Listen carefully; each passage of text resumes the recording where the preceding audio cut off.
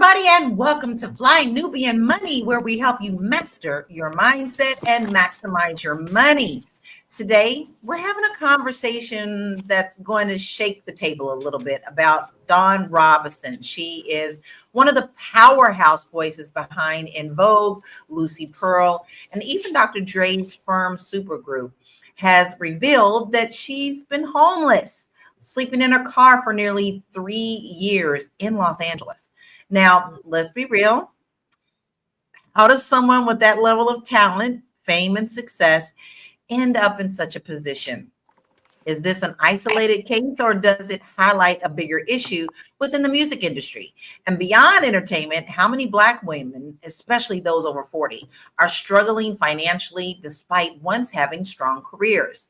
We're going to break it all down to the real reasons behind these financial pitfalls, bad contracts, lack of financial literacy, industry politics, and even the pressures of maintaining an image. What lessons can we take from this? And how can we be sure we're setting ourselves up for long-term success? Listen, I have a wonderful royal court today. We have Joe Corley, licensed therapist, mental wellness coach, and educator. We have Tiara Williams, our producer and actress. We have Shalay Camillo, CEO of Vital Source Realty, and Dr. Lene, Brand Your Brilliance coach. Look at her shine. Look, she's shining there already. Listen, I need to have everybody's quick response to this because this video just came out yesterday that Dawn put out. Okay. So I just want to hear your initial reaction. Were you shocked that she came out with this statement about her being homeless? Because in the beginning, which we're going to see the video, she was like, oh, Jesus, I put it out there. So I was just curious to know, what was your first reaction, Joe? I really just need to know more about the story. So I'm gonna process as we go, and I'll answer you later. All right, Shalay, did it shock you? It shocked me, but I'm not surprised. And I know those are synonyms, but it shocked me, but I'm not surprised. The music industry, the entertainment industry. Exactly. Dr. Lene? I'm shocked. I would say shocked and surprised. You hope, I guess, and pray that when you get that kind of access and that kind of money, that you're going to make good choices and decisions. And then I guess more so sad that it's played out that way, that the people, maybe she didn't have the right people around her, or her choices, or, we know some of the different things that she did in the industry. So it's just sad that you get that level of fame and then you lose it. Right. I think it shows that, fame ain't always everything. People like to think that it is. Fame and money is not everything. How about you, Tiara? You're in the entertainment industry. You're in LA. Yeah, fame doesn't equate to money. I just want to say that. So she could have, listen, TLC was all over TV and didn't have no money.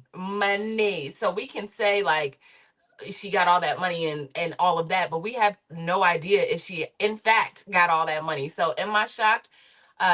Yes, but like Shalay, am I surprised? Nah.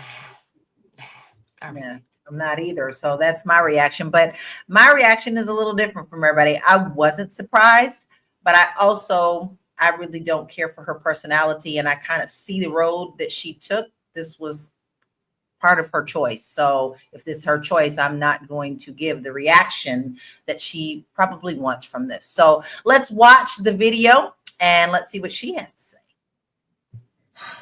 You guys, for the past almost 3 years, I have been living in my car.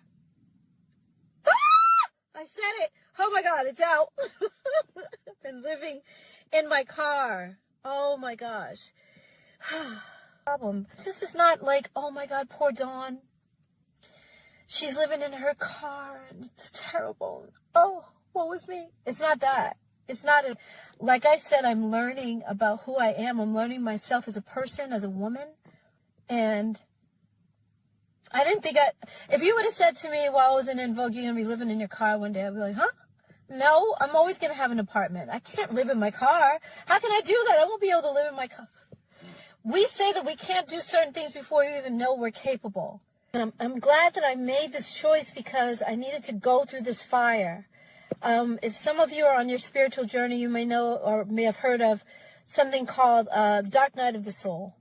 And that's when you go through like a period of isolation, a period of separating yourself from family and friends. And I'm in the trenches of this right now. And I'm like, I wouldn't trade my experiences and what I've gone through for the world. I hope from this you can gather that, wow, if Dawn could do that, I could do anything. And it's been an unexpected path that I've enjoyed quite a bit. It's not like, oh my God, she's got somebody to help her every day. I don't. It's just me. But that's the beauty of it. Like learning that I can do all these things myself. Wow. Come on. I'm really, really, really proud of myself. This was no joke. And it is not something that I would have chosen, but I'm glad that I put myself out here. And let me give you a little bit of history. Okay, Dawn is absolutely a powerhouse. Her voice is powerful and it's beautiful. When she is doing her thing, she's doing her thing. But Dawn also has a history of not being a good team player when it comes to working in the industry. She was with En Vogue. En Vogue fell apart a little bit. En Vogue said they would always have her back. She said she would do it as long as the other singer that replaced her would go away. And En Vogue said, no, no, no, she stays. Okay, that was one. Two was with Lucy Pearl when she worked with other artists there, and it fell apart. And then she blamed another member for that, only to find out that wasn't true. Three, she did R&B divas. And I think that really showed that she has a lot of issues. So I just wanted to give you a background, good and bad, of what Dawn is known for in the industry. And I'm trying to not be biased, but I want to say a couple of the comments that we have. Constance, hey, Constance. She said she's the common denominator. And I feel that way. Roger Holloway says, what about being difficult to work with? They call it burning bridges. So we now have a little bit of both sides of this. And she said that she chose this, but yet she wouldn't have chose this way. Joe, I want to talk to you a little bit about this because I want to get your initial thoughts on this video. Does this sound like someone who is stable in her thinking or may possibly need some type of intervention with therapy? So as a therapist, my role is not to look at your situation and then make judgments on it. So everything that I know about anybody sitting on my couch, I get from them.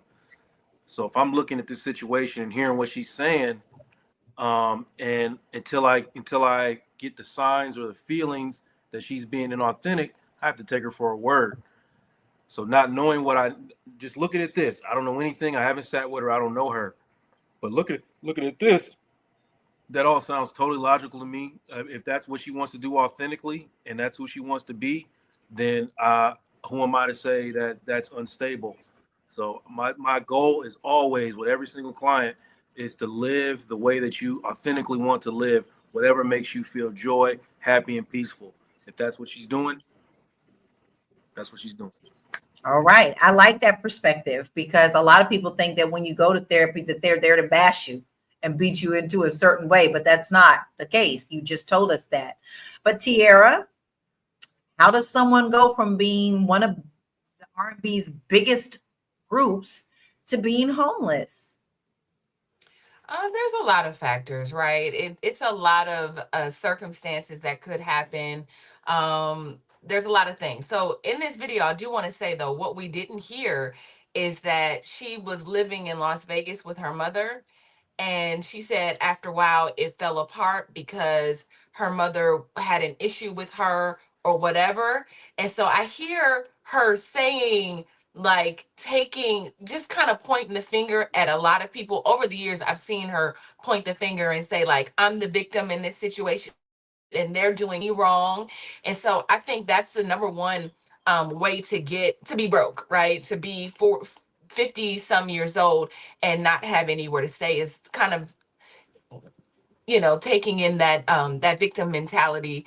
The industry is filled with people who don't know the business. They aren't looking at the business side of the business. I always say that each industry, music, entertainment, no matter what business you work in, 90%, no matter what part of the entertainment industry you work in, 90% of it is 90% of it is business and 10% of it is show. And so you got to know that other side of the business. And I think a lot of artists are just like, I don't care about money. Y'all know the artists that be like, I don't care about money. All I want to do is give my art. That's all I want to do is just feel the world with my art. And they be broke because you don't want to learn the other side of the business. You just wanted to feel the world with your art. So your art and you are going to be sitting outside, unfortunately. All right, Shalay, I love your response. So I'm going to you next. Okay, I'm going to you next. Tag on what your thoughts are. So fame is fleeting. And I believe that, especially in this day and age, and maybe always, but I feel like more now that artists are really into it, most artists, for the fame of it, and that is fleeting. And like Tiara was saying, you got to think about the business side of it. So I grew up in the music industry. Me and my sister singing. We used to be called Baby En Vogue. And so like, I remember meeting with record companies and everything. Our mom was our manager, and we would sit down and we turned down contracts because those contracts ain't shit. They really aren't. So if you're after the fame, there's a certain level of when you come in and you got to pay your dues and things like that, you're going to have to do that. But I feel like she's been in the industry so long, like what happened over the long term, why she ended up in this position. It has to be a mismanagement of relationships, a mismanagement of opportunities, a mismanagement of money. It has to be a melting pot of all of those things if she ends up in this spot. So like Joe was saying, I don't really know I was kind of shocked to hear that she's in that position. But then on the other hand, you can look at her past behavior and say, okay, she probably burned a lot of bridges. Right. Now, don't forget other people like Sly Stone, same situation, was living on the side of the road in a van. But that was definitely because of how the record industry did him, and he was not getting his royalties. And currently also two of the DeBarge brothers are also living in a trailer on the side in LA. So this is not uncommon, but I think this situation of how we're seeing it is being uncommon. Dr. Lene, I'm going to get your response when we get back. We're going to take a quick commercial break right now, and we'll be right back. It's a good show right here. But I'm biased. If you are just tuning in, you are watching Fly Nubian Money, where we help you master your mindset and maximize your money. My name is Tiara Williams. I'm also known as Miss Black Hollywood, and I'm the proud producer of this show because it is lit. If you want to receive notifications for when we go live Monday through Friday, 1 to 2 p.m. Eastern Standard Time. All you have to do is text the word Queens to 87948. That's Queens to 87948. That's QUEENS to 87948. Also, if you want to grow your money and not blow your money, all you have to do is go to flynubianmoney.com. There's all kinds of resources, there's courses, there's free giveaways. There's just no reason to be broke in 2025. All you have to do is go to flynubianmoney.com. Obviously, you don't want to be entertained here. You want to know enough to grow. Wait, I need to put that on a shirt. You got to know to grow. Got to know to grow. So know and grow with flynubianmoney.com. Listen, we do all the things here, but if you don't want to miss all the things, you want to know when we go live, I get the notice every day and I'm on the show. You want to make sure that you text the word Queens, QUEENS to 87948 so that you can get notified every day of when we go live. So, you love to talk, but we always make sure that we turn around to talk about some type of finances in here on how we can do better and try to give some solutions. Dr. Lene, we hear a lot of entertainers go through this type of situation. And, you're great about branding your brilliance. That is their brilliance, their art, right? So how can Black entertainers better protect themselves financially from this type of situation? That's an easy answer, and that's strategy. The basis of branding your brilliance is all about strategy. I think when you're going into not just entertainment, but any type of, let's say, high income or high return situation, there should be a strategy for it. All the money that passed through their hands at some point in time. In the video, she's talked about, she said, I can't believe I won't have an apartment. She didn't say a home. She didn't say a house. Like, you have that kind of money, a house should have been bought so that you can make sure that you always have a roof over your head, so that there were some type of an investment, right? You go into that particular industry, but I'm gonna make this a blanketed statement. Whenever you get large sums of money, we get so excited and we just start spending and living our best life. And then when the money is gone, we don't have anything to show for it. We go back and talk about what we did have and who we used to be. And I feel her on that when she said that I wouldn't change it for anything. She probably wouldn't. It's a lifestyle that everybody didn't get to live, but she didn't handle her blessing well, right? En Vogue is still traveling the world, making money today. And she said no. One of them, I think, is married to a football player. Like, you didn't use your talent and your skills, your brilliance well. And so I would say strategy. Use your brilliance in a way where it can pay you for the rest of your life. It's really interesting that you brought that up, because honestly, En Vogue, I think, just announced this week that they're doing like a tour. And then this came out immediately after that. So that was just announced, I do believe, on Tuesday, that they came out with new dates of where they were going to be performing. Do I think this is a little strategic on her part? I honestly believe it is. But Big Mac says, I don't think living in your car is considered normal unless she's in an RV, especially someone of her stature in the industry. And I do know a lot of people right now who are living in RVs. They live in their best life, but they chose to do it and still are making money and choosing to live in their RVs because of the rent and everything else, but they still invested in their RV. This just feels different to me. So let's check some stats, because we like numbers around here. Okay. So let's look at this one. Only 19% of recording artists own their rights to their music, meaning the majority do not profit long-term from their work, such as I told you earlier, Sly Stone, especially. That's why he was on the side of the road. Same with the DeBarge family. Women in entertainment are twice more likely than men to struggle financially after their careers slow down due to industry ageism and lack of opportunity. Wow. I think that ageism is something I do want to tackle.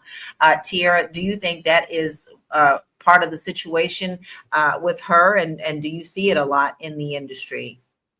No, some divas are able.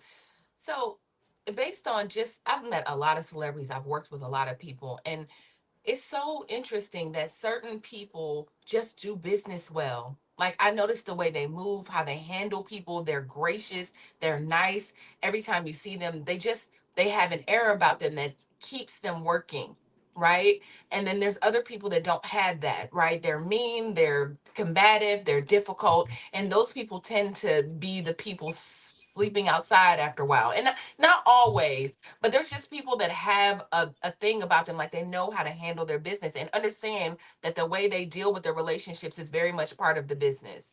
And so I do think that ageism is a thing. I'm not saying that it's not.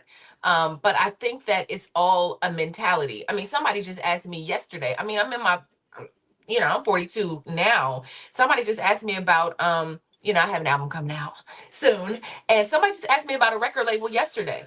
I'm not 20 anymore. And I was like, I don't know if I want to. I know I don't want to deal, but for different reasons. But I just think it's just how you handle it's just a mindset that comes along with it. Like I said, if you know the business, if you know how to handle your business and how to treat people, it'll take you really far, no matter how old you are. I agree, which I'm going to tap into you, Joe, with this, because this is a mental thing. This can affect you mentally when people are saying you're too old, you ain't the right size, you don't do what we want right now musically. Those things, when you are constantly being told by the industry these type of things, how can someone prepare mentally for those things to help get them through that struggle? I think En Vogue said it best themselves. Free your mind. The rest will follow. Listen, reality, we have to anchor ourselves in our realities. And that can be difficult for some people. Like we are out here right now talking about how this doesn't seem normal. But how normal is it to live in a situation where you live basically beyond your means for your entire life, paying $600,000 for a house that costs 250, that doesn't seem normal to me. So we have to readjust what we consider normal. How do you prepare for the situation that she's in right now? It's adjusting your reality. Okay, here's where I am right now. Here's what I'm capable of doing, and that's what it is. I can't go back in the past and make any changes. I don't have a time machine. I can't do any of that stuff. What is in front of me right now, and how do I actually want to be living? And that's a really hard concept for a lot of people to grab. It really is, because we've been conditioned to kind of accept a different kind of normal for ourselves, or a standard normal. But everybody's normal is different. So this woman's normal is different. So we just got to figure out what her normal is and help her adjust to her reality as soon as possible. If she's, or maybe we're wrong. Maybe she's already adjusted to her reality. Can I just ask Joe a question? Yeah. If that is the case, can you hear me? Yes. Okay. Joe, so she goes into this whole soliloquy about it being the midnight before dawn, or whatever she said, right? Like whatever she was talking about a spiritual awakening and all of that. I'm not gonna lie to you, it does sound a little detached from reality. Like I know we all, to throw yourself into, I understand, there's a part of me that understands. Like she's saying, I'm going through obstacles and I realize I can do those things on my own. Like I have a sense of freedom because I'm able to now do things on my own versus whatever her life was before. But part of her rhetoric sounds really detached from reality. What do you say about that? Like some of it, just a little bit. She sounds crazy as hell a little bit. Yeah, it's really hard to grasp that without talking to her, because her lived experience could be dictating the things that she's saying. And I have not lived her life. You know what I mean? So giving her an opportunity to sit on the couch and process everything that she's been through, and then try to figure out how close or detached from reality she actually is. That's what it would take. But it everything can come from lived experience. We don't know what that woman's been through.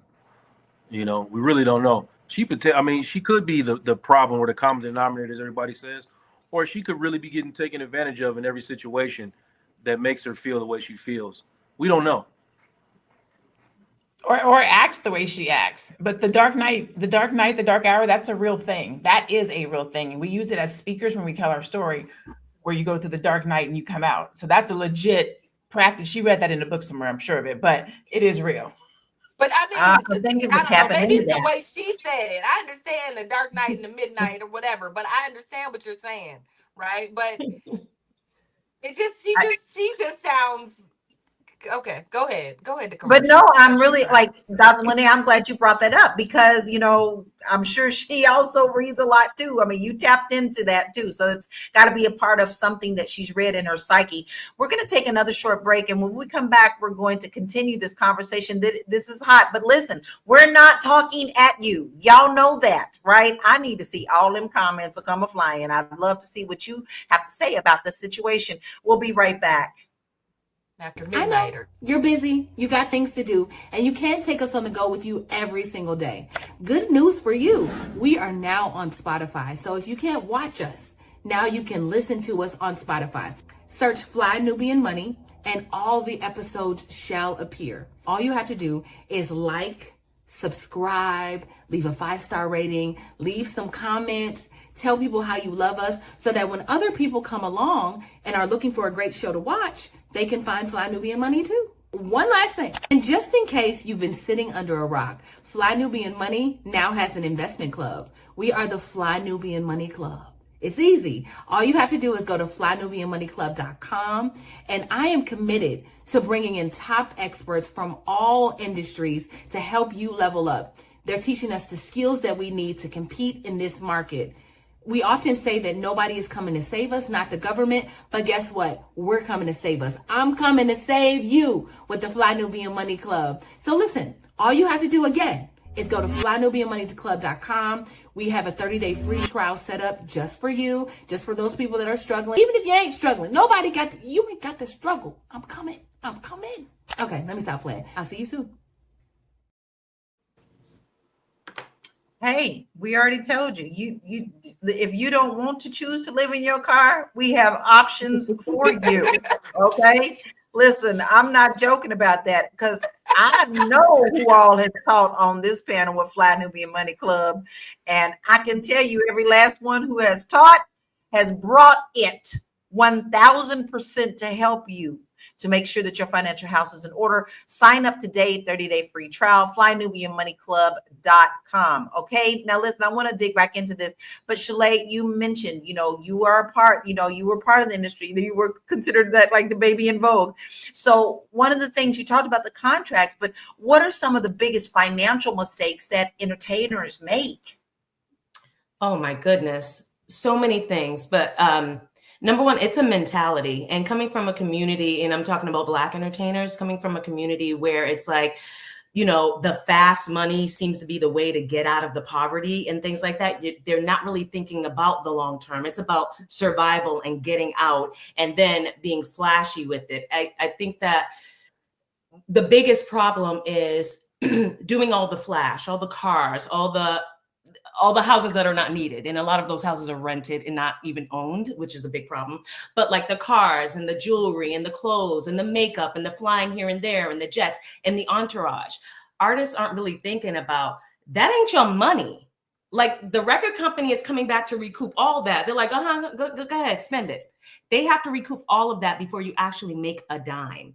So it's about being strategic about what is it that we're really doing? What is it, the mentality that we're doing? I mean, the mentality that we're using as far as business wise, who is advising? Oh, so many times you have people who are supposed to be advisors and they're just there to siphon from the artist. So it's really important to set yourself up as a business and think about that long term, because it's not about the flashy this and that, because you're paying for all of that. But what do you have at the end of it? A bunch of clothes and some Fendi this and Fendi that, like real estate. What are you thinking about businesses that you're going to start so you can strike while the iron is hot? And once you're hot, collaborate with other artists, do things like that. So like, artists aren't really thinking about that. At least traditionally, artists weren't thinking that way. I feel like now maybe since these things are getting out in the open, more people are thinking about it. But it's really about strategy and mentality. Exactly. I'm going to say MP Hammer. Go ahead. Tap on in, Dr. Lene. Tap in. Huge entourage. Used to travel with all those dancers, all those people paying wages, and then broke. All them folks had money. Some of them probably made investments. The dancers could have potentially probably ended up in a better ended up in a better situation than him. Mm-hmm. Exactly. I think the industry and all industries, not just music, we're talking about, because she's in music today, but writers, artists, any movie people. I mean, we hear every single day that they are not getting paid or protected correctly. And when you first are getting into this, you've worked so hard that they dangle this golden carrot that looks so beautiful that you don't open that carrot up and see that there's a lot of rotten shit in there that you need to be paying attention to. And sometimes your vision of what you want to be, you choose to ignore the other side of it because you think it's all going to work out. But listen, we've talked about Dawn. This is nothing new. Like, we've talked about several other artists who are in the same situation, but I want to watch another video and we're going to dive and take this in a little bit of a different direction. Check this out.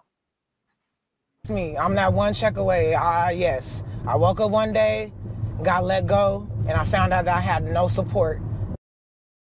They say that if a person is homeless, they're crazy, lazy, or on drugs. No. It's scary. This is death. Every year it gets worse. It's the wrong time to be homeless. Like, the resources is bad, meaning because everybody's using them. We're being affected, but now it's starting to hit. I was up, right? I'm coming down. You'll eventually start seeing them because the sun's coming down. Nice cars. People are living in them. What does that say? They were like us. That one check away. Because how do you have all your, you already got, you look like you're straight. That makes a lot, you downsize. So now people ain't downsizing to a studio, we downsizing to our car. Let's go minimum, right? So studios, 1,000, right? My car note is over 5. Insurance, that's about $2,000 right there. Right there off rip. That's not including food. That's not including bills, my cell phone bill, phone, nothing. All right, let's get down to some root of things. We definitely know for sure that inflation and the things that are going up and up and up do not balance with what is coming in and in and in. And more people are choosing to share the struggle with the world. I think it's great that we have these type of platforms where they share, but check this out. Americans living in their cars are finding refuge in safe parking spots. So now there's a need for safe parking lots.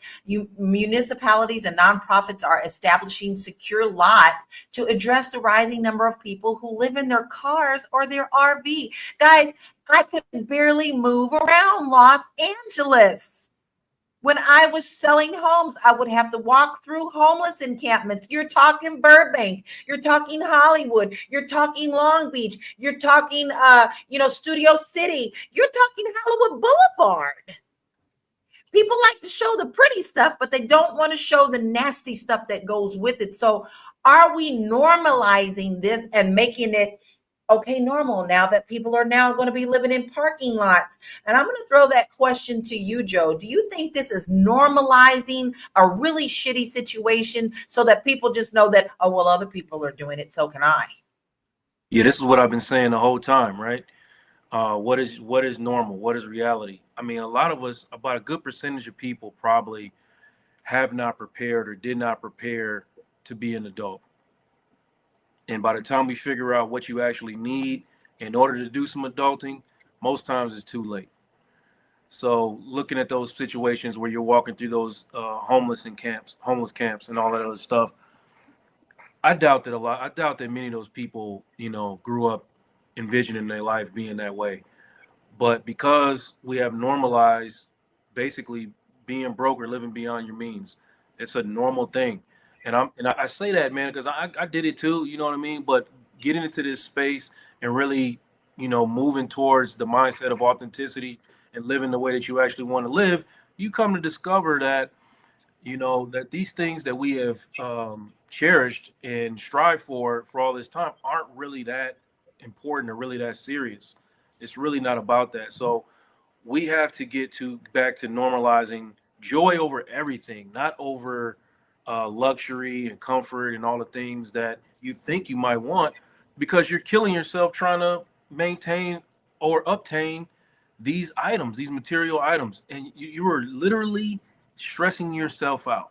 I guarantee you, if you did a poll of American people, a large majority of them would say that financial stress is high on their list or number one on their list. And it's because of what you're asking me. Have we normalized it? Yes, we have normalized stressing yourself out for luxury. I think you're so right. I can't tell you how many people have rolled up to my office in Los Angeles and they have fed up and they want to buy a house. They are currently living with 10 other people in a 1-bedroom apartment. And they still aren't quite making it, and they don't have private space to even woosah. But I'm going to throw this question to you, Dr. Lene, because listen, you help people tap into what they're good at. Have our school systems, have our families kind of failed us a little bit when it comes to teaching us life skills? Schools, definitely. Family, I don't know if I'm going to say family. I can, but you have to remember our parents, they weren't thinking about these things. So what would they have taught us? I think our parents was probably the first generation of people who probably talked to us about credit, buying a home. And now we're of the age where we're talking about investing, crypto, like every generation gets better. You know what I'm saying? But also, if I'm being honest, when my mom was talking to me about making investment of my credit and budgeting, I thought I knew everything, so I didn't listen. I'm glad she told me about it, because as I got older, I was able to use it and apply it. But when you're younger, especially when you're balling out of control, remember, I used to be a dancer when I was younger. I'm 19, 20, making $4,000 a month in cash. I didn't do nothing with it. I should have had a house. I should be able to say, with all that money I made in those days, I did something with it, and I didn't. I blew it. It just came and went. So even though we do have some of the education from people who know us and love us, we also have to be open souls, open-minded, future thinking to actually use it and apply it, so that we don't end up living in our car. Right. I agree. Shalay, do you think that we place too much emphasis on image and not enough on financial planning? Absolutely. And the entertainment industry, the music industry specifically, is to blame for a lot of that. And we're a people right now where we're very easy to manipulate and easy to influence. So when you see the rappers who are, balling out and things like that, the younger kids think that that's the way to go. So they come up, they get a little bit of money, or they get into the music industry. They're not thinking about what I'm going to do when I'm 45. They're thinking about balling out of control right now. A lot of it comes with maturity, like Lene was saying, like, we all had those days, right? Where we messed up our credit in the past and stuff, and we came upon some money and we just blew through it. Part of it is maturity. Part of it is not even knowing what to do with it. Like, what do I do with it? Where are those mentors? Where are the people around us who can say, okay, this is what you got going on. This is what you need to do with it. And a lot of times, most of the time, and especially people of color in the music industry, you don't have those people around to tell you what to do with it. And like I said, those advisors that you do have, they're just there to take from you too. So I think it's maturity. I think it's mentality. I think it's strategy. And it's about having the community of people who are like in place to where when you get into this position, you have somewhere to go or someone to go to say, okay, now I've got this going on. I got a little chunk. What should I do so that in 25 years, my life is going to be better? I can set myself up. Right. We all have to start changing our mindset. I think too many times we get into, this material thing, but you also have to make sure that your financial household is in a good place. And that's what we do here at Fly Nubian Money. You guys know that. And this is one of the reasons that we are talking about it. But we're going to take a short break and we'll be right back.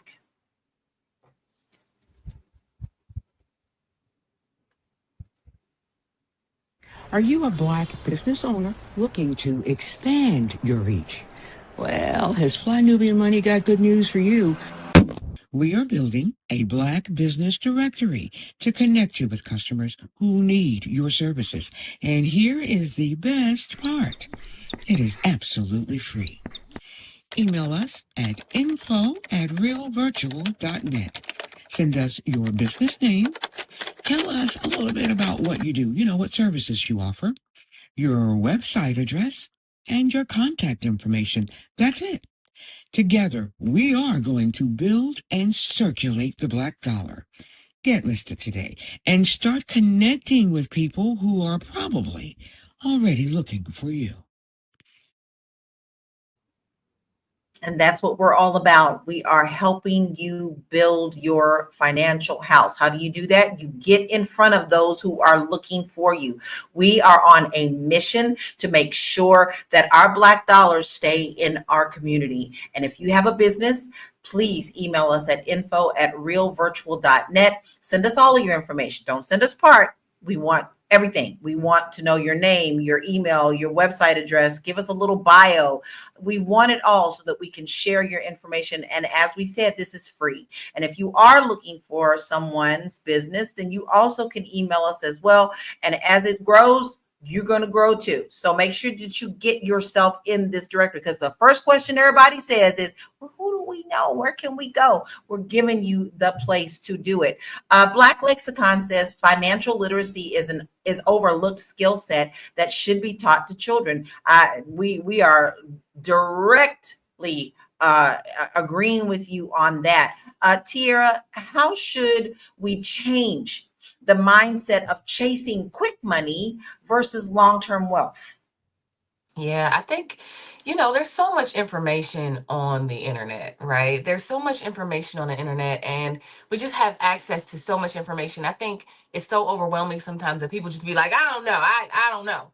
But I just think that if we just got around people, I'm thinking about the Fly Nubian Money Club, and I can't help but to, like, as we're having this conversation, just think about like what we represent. And I'll just use this as an example. A lot of what we represent is knowledge and skills, right? Understanding how to invest, what to do. Community is really important, and understanding the power of investing. I met a guy who came to the All Black National Convention, and he said, you know what? If you just, I just picked one thing that Dr. Boyce told me to do. I did the $5 a day, $5 a day investment plan. So he took $5 every day and invested it, $35 a week. He told me within 2 years, he was able to take the money he invests and put it on a down payment on a house. And I thought, I think around that time, I was like, wait a minute. Now I'm around this person all the time, and I don't know if I take advantage of, the what knowledge I get from Dr. Boyce all the time.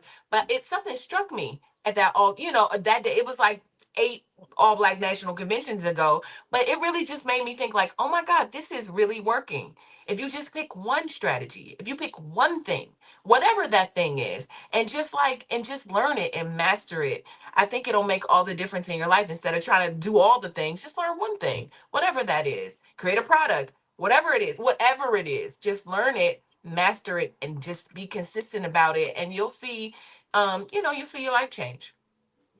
I think you hit something very important. Is there are so many things right now that many people have shiny squirrel object syndrome. They want to do something, but yet they see, oh, look, a bird, or oh, wow, a shiny nut.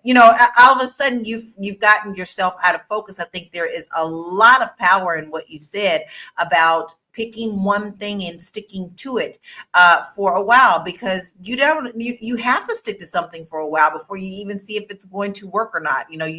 You're throwing spaghetti against the walls, each one stick, but make sure that you stay focused on that for a little bit before you move on. Patience. Even the entertainers that you know and love, and you feel like, oh, they make all of this money. Literally, they put 20 and 30, 10, 20 and 30 years of their life into this one thing and just hit it every single day, and now can make money from that. So like, you got to be patient. You got to like put your head down and really focus on that one thing. It's always just the one thing. You could just do one thing and then just master that one thing, and it can literally change your life. It really can. But we always talk about how it affects our communities, and especially Black women. So I want to check out these stats before we move on to another great video. A 2023 report found that 42% of Black women over 40 have less than $10,000 in their savings. And we know what these rents look like and things of that nature. That is not much at all. A report by the National Alliance to End Homelessness shows that Black women experience homelessness at disproportionately high rates, with many citing financial instability as the main cause. Listen, the last video that we saw showed and proved that stat, and the fact that she was working, and she's working 2 jobs, and she still could not afford a place to live.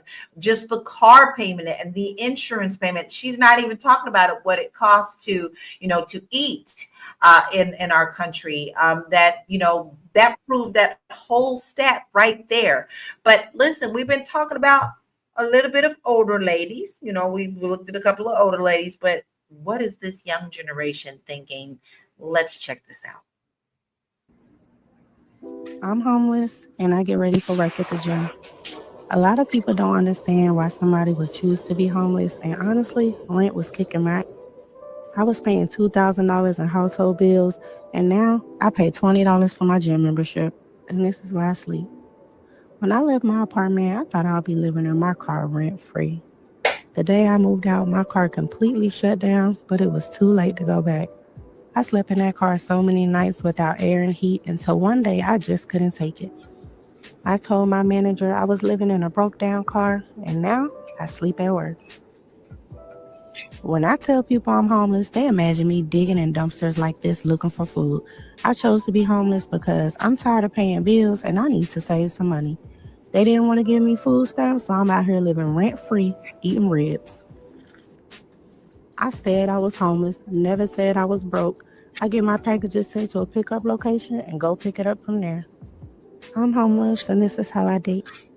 I shower and get ready at the gym, and then I take my stuff to storage since it's not that far.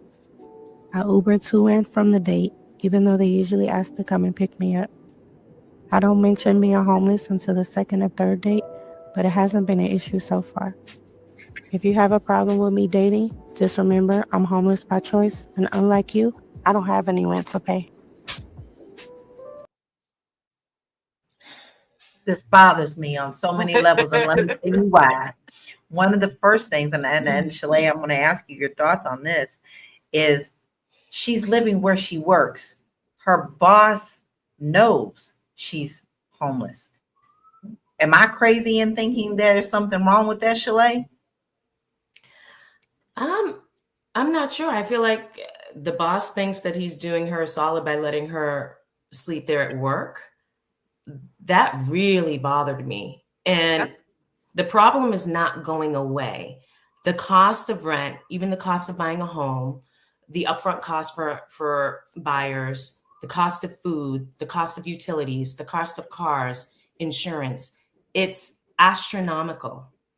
And as the wealth gap widens, this is going to become a bigger problem. So we need to have conversations like this, and we need to have even more conversations in town halls about what are we really going to do about it? Because I know for me, like I own a house, I own two homes, and my plan is for my daughters to have that. But what if I didn't? I have friends who don't own homes yet, and they have children, and they're just paying rent, and they're going to be paying rent unless they get into home ownership. And rent is going to continue to go up. And the cost of home ownership is going to continue to go up. Like, when does it stop? That really Right. me. The cycle is still continuing to go up. Inga Baby says, I'm hoping she's saving and investing her money. The boss could always fire her. That is a very real thing. But here's another thing that's bothering me. All right, Dr. Lene, am I cuckoo and thinking girlfriend out here talking about she eating good and she's still homeless? What is going on with that? What is going on with that? Am I crazy? What's your thoughts on that? I think everybody has their own priorities. It can work for me. I'd rather have a roof over my head and eat peanut butter and jelly and top ramen. Personally, that's me, right? She sounds I think crazy she's as hell. glorifying it. I think she's making it look like it's an easy thing to do. Everybody can do it, and that's not the case. Like a home provides stability. Having an address provides stability. I'm not dating if I don't have a home. I believe I can't think of it right now. Maslow's hierarchy says that the first one is stability, a house, a home, like the basic needs. Like I'm not going to say that. You need a home. And if you don't have one, and when I say need a home, the RV is not that bad. You know what I'm saying? At least you got a little living room, you got a bedroom. Okay, I'll go with the RV. I'll go with the RV. The house, the car, and the streets. I don't know about that one, but RV, okay. But not having a home, living at your job, getting dressed, taking showers at the gym, and then normalizing that as if it's okay. I think that's a bad strategy and a bad thing to show other people who might be on the verge of trying to figure out if they're going to push through and go to the next level or quit and scale down. Can I say something?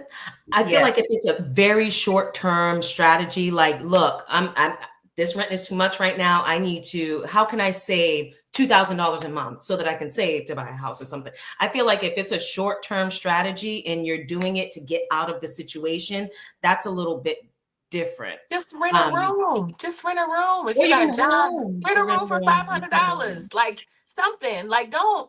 Yeah. No. Sorry, Shalay. I don't mean no to you. I'm just saying no. No. I don't know where she lives, like what city, because I know here in Boston, you rent a room is still $1,500 a month. Like, I know people who cannot afford that. I have clients right now who cry to me because, y'all, it's bad. It's bad. I don't know where this young lady lives, but what my question would be, what is she doing with the money that she's saving? Like, what's the plan? Because you cannot. Ribs. She's eating ribs. She's eating good. She's paying for her gym membership.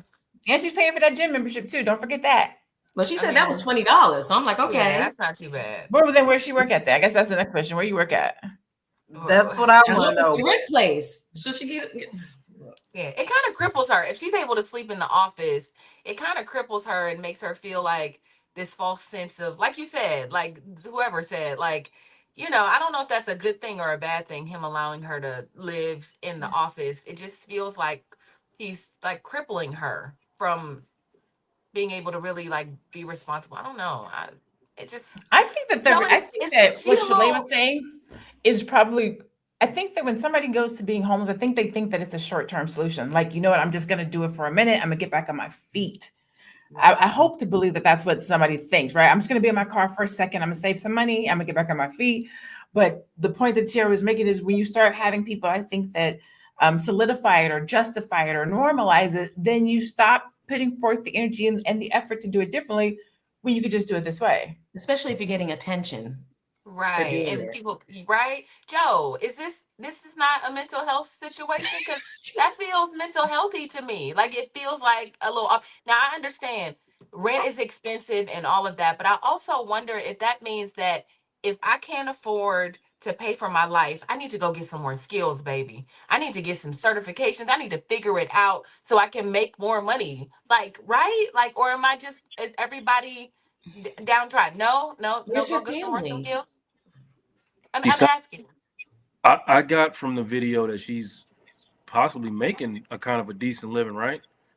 So what's the alternative? My question would be is for her to work a week, 2 weeks, take her paycheck and, you know, spend the whole thing on just her living situation and be stressed and struggling. What's the alternative?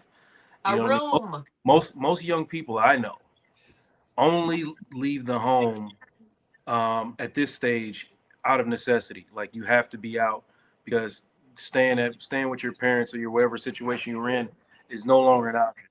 So let's just assume that, you know, she's out of the home because she has to be.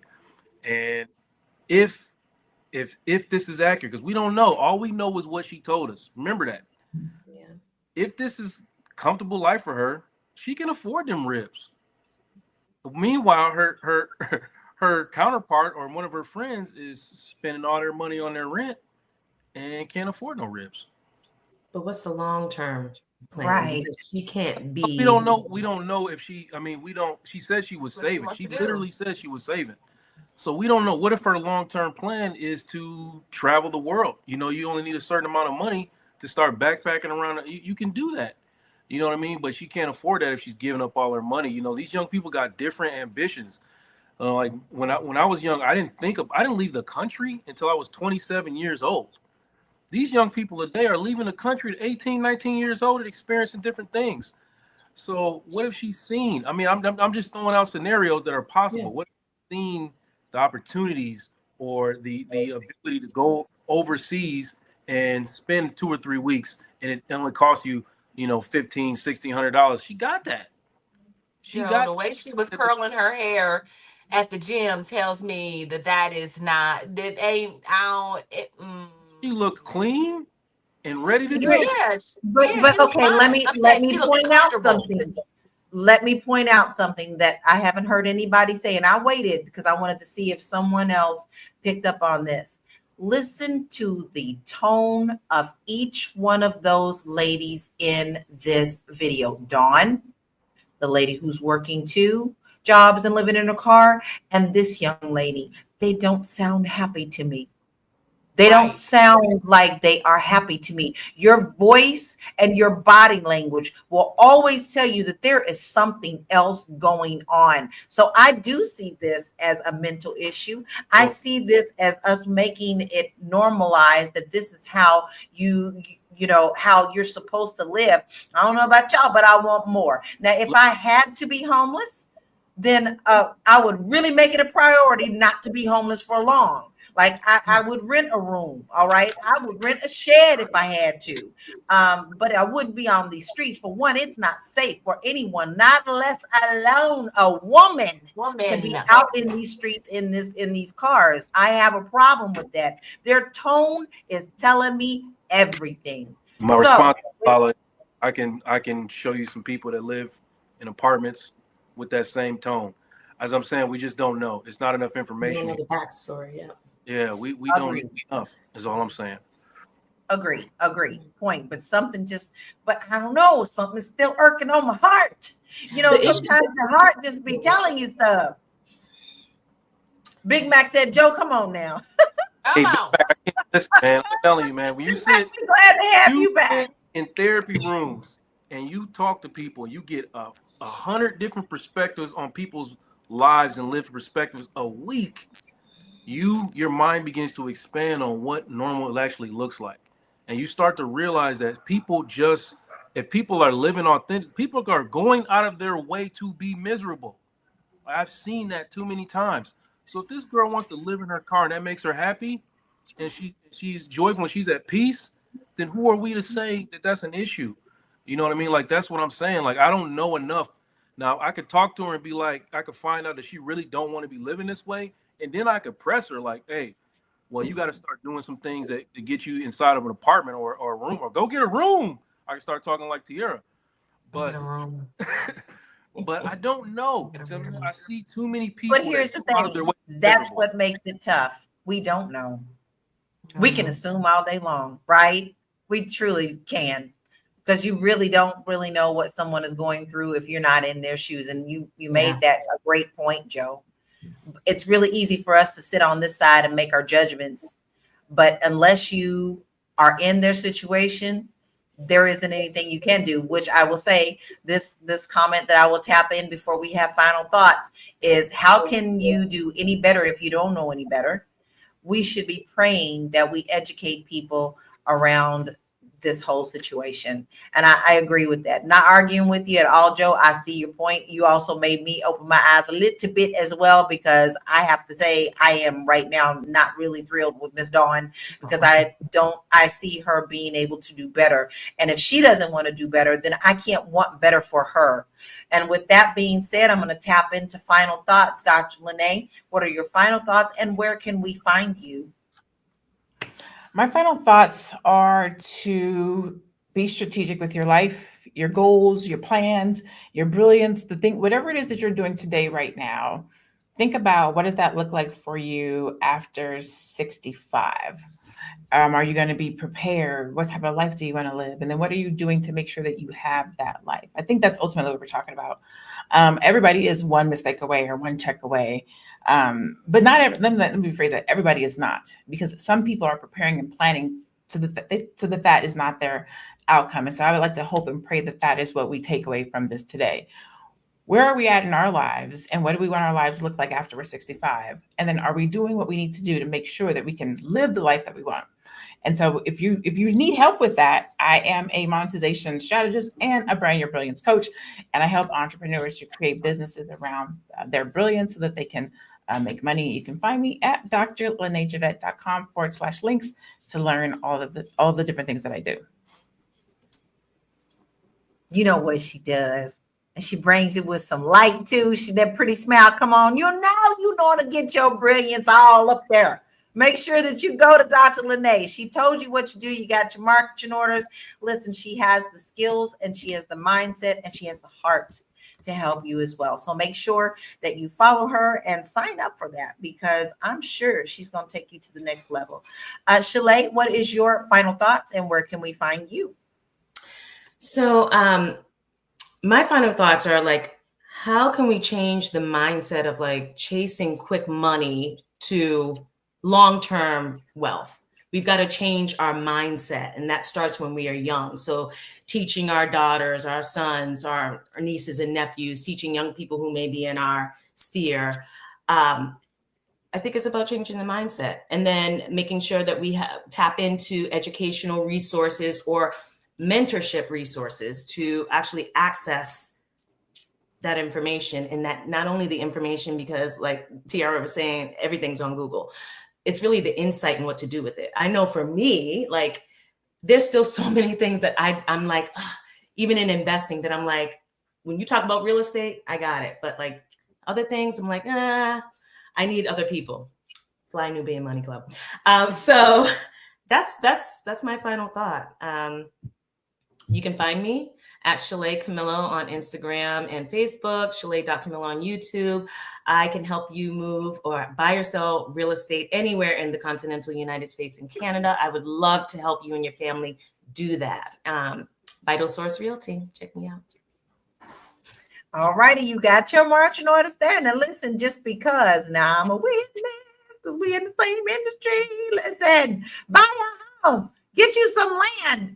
And if you don't want to do that here, find somewhere else to do it. There's plenty of it out here for you to get into, whether you want to do it domestically or internationally. So you want to make sure that you follow her. Got any questions about that? Tap into her as a good resource. Joe, we gave you the blues today, and I'm sorry. I love you so much. What's your final thoughts?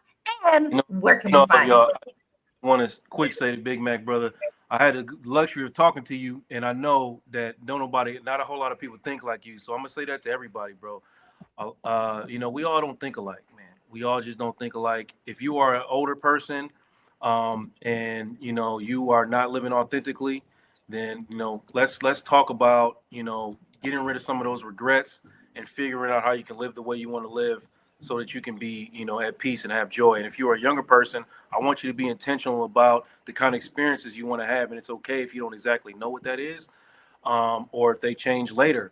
But right for the right now, like, don't listen to what everybody's telling you should do or what you should be, or trying to take. I know people that are buying houses that don't really want houses because they're trying to take care of their younger selves, because their younger selves was poor. So you want to show that you can live a life where you're prosperous and you have money, just because you were broke when you were a kid.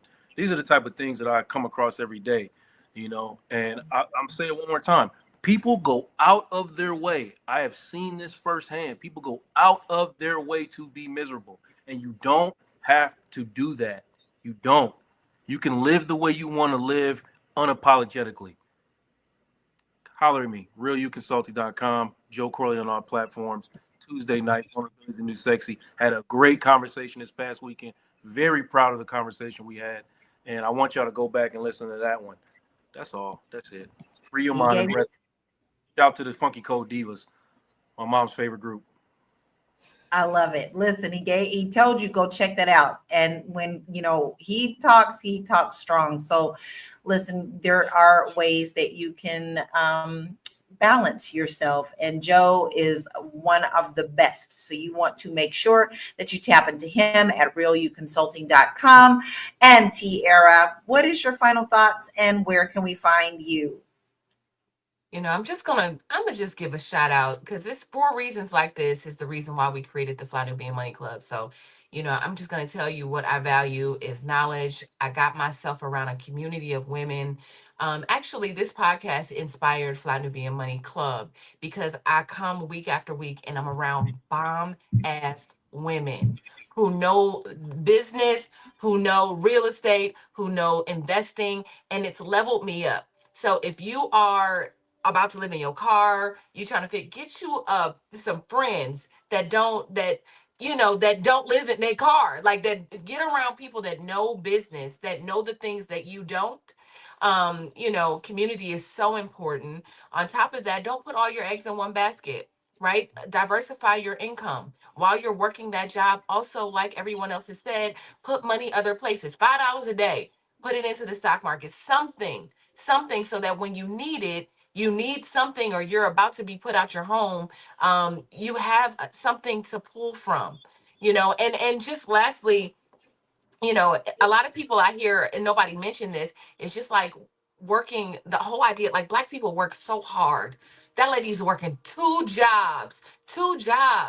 But really, like, the idea here is to shift that mindset and work smarter.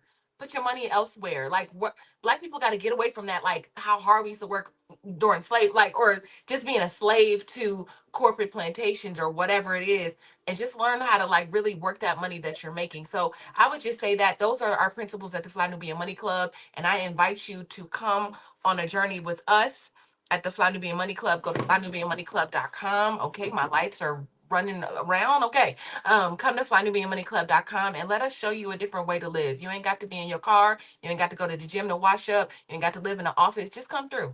We got you. And I'm that's Sierra. easy. I'm at Miss Black Hollywood across all platforms. Come holler at me. Yep, she got a whole lot for you to look at. You better get on over there and follow her. And she truly does mean she is trying to make sure that you have the resources that you need with our club, flynubianmoneyclub.com. Sign up for that. Here's my final thought. I've had to kind of check myself a little bit through this podcast today. I do my best to look at myself and if I'm judging too harshly, because honestly, my business is my business and someone else's business is someone else's their business. Is that how they want to live? But you also can have compassion and empathy for someone because you never know what they're going through. You could be walking around all together with a Coach bag and Jimmy Choo shoes, but there is something internally going on, and it can be the exact opposite. Someone could be walking around in shabby shoes that's not even the glue doesn't come apart, and they could be the happiest person in the world. So first, check yourself before you start doing the judgments. And when you do see someone who truly does need help, try to give a light and a helping hand in some kind of way. Listen, you do not have to stay in the United States. If you are finding that it is just way too expensive to be there, there are many other countries that will help you and your money go a little bit further, especially in today's political climate. You may not necessarily want to be around looking over your shoulder at all times. I can help you make the decision of if you want to leave the country, but first you need to take my free quiz from my website, www.laurakey.net, that will help you assess where you are in that thinking, because it's easy to say, I'm going to pick up and move out of country. But what does that mean? This quiz will help you really dig into the questions and the answers that you need to make that decision. Listen, guys, this is a tough conversation. I mean, I will tell you, when I first saw the email, the video of Dawn, I just was like, and that's just how I felt about it. But I do see a different perspective now. So, and I hope that you do too. This conversation today is more than just about Dawn. It's about financial literacy, wealth protection, and making sure that no matter how much money you make, you always have some to fall back on. Dawn's story is heartbreaking, though. It's not unique. We've seen this happen to too many other artists, especially Black women who've given their all to an industry only to be left with nothing. So the real question is, how do we break this cycle? And how do we protect our finances, whether we're in entertainment, business, or any other industry? It's time to start prioritizing financial security over fleeting success. I want to say thank you to my royal panel today. And we had Shalay, Joe, Dr. Lene, and Tiara. And thank you so much for dropping so many gems and so many things that we can pick up on and really think about.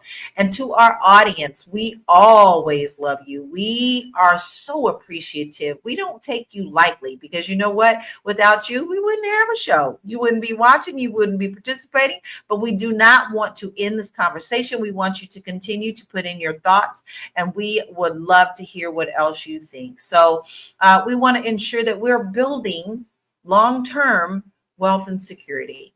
Drop your thoughts in the comments. We'll see you tomorrow, 1 p.m. Eastern Standard Time. Don't forget to sign up at flynubianmoneyclub.com. We'll see you tomorrow. Peace out.